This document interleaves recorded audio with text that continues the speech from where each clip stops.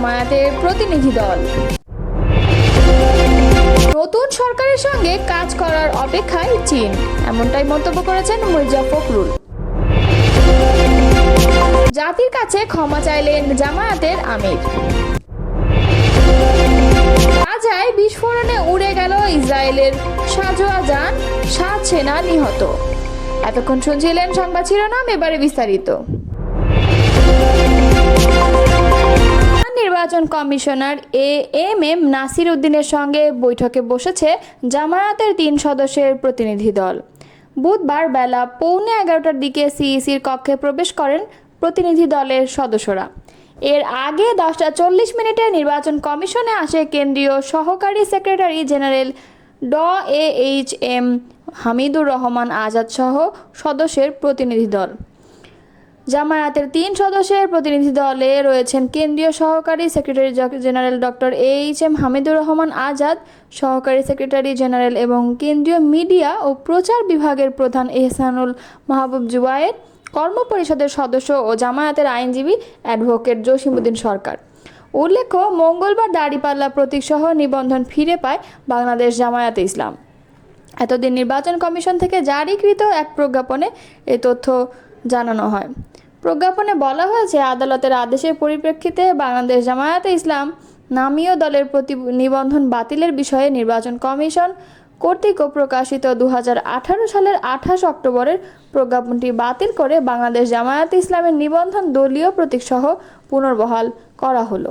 বাংলাদেশে নতুন সরকারের সঙ্গে কাজ করতে চীন অপেক্ষায় রয়েছে বলে মন্তব্য করেছেন বিএনপির মহাসচিব মির্জা ফখরুল ইসলাম আলমগীর। গতকাল মঙ্গলবার চীনের রাজধানী বেইজিংয়ে দেশটির পররাষ্ট্র মন্ত্রণালয়ের উপমন্ত্রী সান ওয়েইডংয়ের সঙ্গে বিএনপি প্রতিনিধি দলের বৈঠক শেষে তিনি একথা জানান। মির্জা ফখরুল বলেন, আমাদের এ সফরের জন্য চীনের কমিউনিস্ট পার্টির আগ্রহ ছিল অনেক বেশি। আমাদের সঙ্গে ফলপ্রসূ আলোচনা হয়েছে। আলোচনায় একটা সিদ্ধান্ত হয়েছে যে পার্টি টু পার্টি 2 বছরে এবার পলিটিক্যাল ডায়ালগ আয়োজন হবে। এটা এই সফরে একটা বড় সফলতা। এর মধ্যে দিয়ে চীনের সঙ্গে বিএনপির অভূতপূর্ব সম্পর্ক স্থাপিত হতে যাচ্ছে। চীন বাংলাদেশের উন্নয়নকে গুরুত্ব দেবে। একই সঙ্গে তারা বলেছে, উন্নয়নের সঙ্গে জনগণকে যেন সবচেয়ে বেশি গুরুত্ব দেওয়া হয়। চীনের পক্ষ থেকে বাংলাদেশে একটি অবাধ ও সুষ্ঠু নির্বাচনের প্রত্যাশা করা হয়েছে বলে জানান মির্জা ফখরুল। তিনি জানান, বৈঠকে বাংলাদেশের পক্ষ থেকে কৃষি, শিল্প, গার্মেন্টস, স্বাস্থ্য, অবকাঠামো উন্নয়নে চীনের সহায়তা অব্যাহত রাখা, বাণিজ্য অসমতা দূরীকরণে পদক্ষেপ গ্রহণ সহ আধুনিক প্রযুক্তি কর্মদক্ষতা বাড়ানোর বিষয়ে সহায়তা দেওয়ার আহ্বান জানিয়েছেন তিনি। বৈঠকে আরও উপস্থিত ছিলেন বিএনপি স্থায়ী কমিটির সদস্য মির্জা আব্বাস, গয়েশ্বর চন্দ্র রায়, সেলিম রহমান, চেয়ারপারসনের উপদেষ্টা জহিরুদ্দিন স্বপন, ইসমাইল জবিউল্লাহ, মিডিয়া সেলের আহ্বায়ক ডাক্তার মওদুদ হোসেন, আলমগীর পাভেল এবং চেয়ারপারসনের একান্ত সচিব বিএম আব্দুল সাত্তার। এর আগে গত সোমবার 1.5 ঘন্টার বৈঠকে বিএনপি ও চীনের কমিউনিস্ট পার্টি এবং উভয় দেশের মধ্যে বিদ্যমান সম্পর্ক আরও কীভাবে দৃঢ় করা যায়, দক্ষিণ এশীয় অঞ্চলের ভূ রাজনীতি প্রভৃতি বিষয় নিয়ে আলোচনা হয়। চীন সফররত বিএনপি প্রতিনিধি দলের একজন সদস্য জানান, বৈঠকে চীনের ন্যাশনাল পিপলস কংগ্রেসের স্ট্যান্ডিং কমিটির ভাইস চেয়ারম্যান, বিএনপির ভারপ্রাপ্ত চেয়ারম্যান তারেক রহমানকে দেশটি সফরে আনুষ্ঠানিক আমন্ত্রণ জানিয়েছেন। বিএনপি প্রতিনিধি দলের 28 জুন দেশে ফেরার কথা রয়েছে। বাংলাদেশ জামায়াতে ইসলামের আমির ডাক্তার শফিকুর রহমান বলেছেন, শুধু 71 নয়, 1947 সাল থেকে শুরু করে আজ পর্যন্ত আমাদের দ্বারা যত মানুষ কষ্ট পেয়েছেন, কেউ যদি ক্ষতিগ্রস্ত হয়ে থাকেন, সেই সকল মানুষের কাছে আমি নিঃশর্তভাবে ক্ষমা চেয়েছি। সম্প্রতি একটি টকশো অনুষ্ঠানে তিনি এই কথা বলেন। অনুষ্ঠানে তাকে প্রশ্ন করা হয়, যুদ্ধ অপরাধের মামলায় জামায়াত নেতা এটিএম আজহারুল ইসলাম খালাস পাওয়ার পর আপনি একটি সংবাদ সম্মেলনে বলেছেন, জামায়াত ইসলাম বা তার কোনো নেতাকর্মীর মাধ্যমে কেউ ক্ষতিগ্রস্ত হয়ে থাকলে তার কাছে নিঃশর্ত ক্ষমা চাই। এই ক্ষমা প্রার্থনায় কি মুক্তিযুদ্ধের সময়টাও আছে কিনা সেটা সেদিন আপনি স্পষ্ট করেননি। আজকে এটা স্পষ্ট করবেন কি? অনেকেই প্রশ্ন করছেন যে জামায়াতের আমির ক্ষমা কিসের জন্য চাইলেন। জবাবে জামায়াতের আমির বলেন, শুধু 71 নয়, 1947 সাল থেকে শুরু করে আজ পর্যন্ত আমাদের দ্বারা যত মানুষ কষ্ট পেয়েছেন, কেউ যদি ক্ষতিগ্রস্ত হয়ে থাকেন, সেই সকল মানুষের কাছে আমি বিনা শর্তে ক্ষমা চেয়েছি। ডক্টর শফিকুর রহমান বলেন, ব্যক্তি হিসাবে মানুষ যেমন ভুল করতে পারে, মানুষের সমষ্টি একটি দলেরও ভুল সিদ্ধান্ত থাকতে পারে।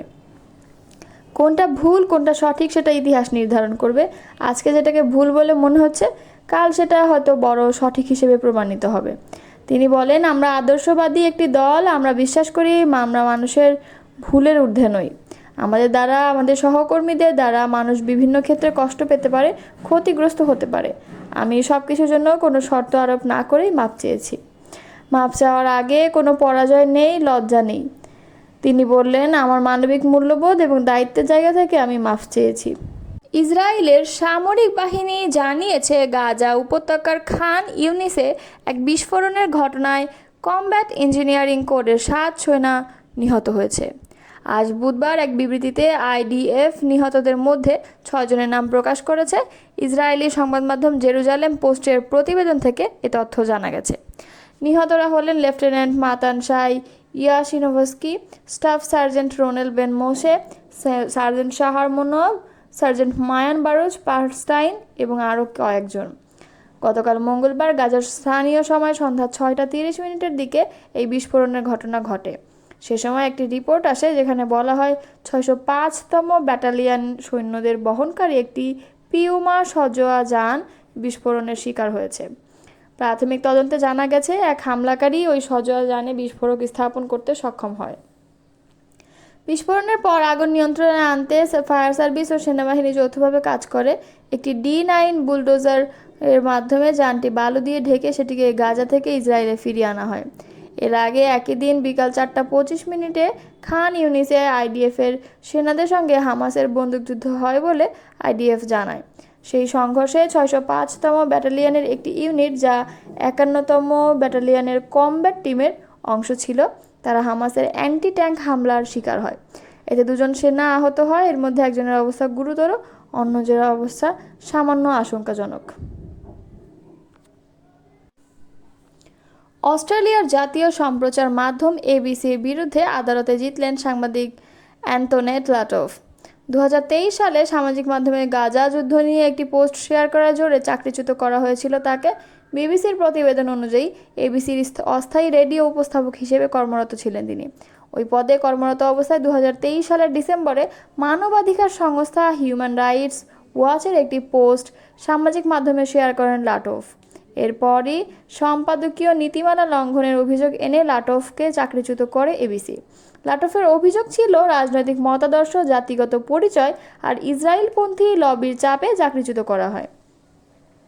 উল্লেখ্য, লাটফ লেবনিজ বংশোদ্ভূত নারী।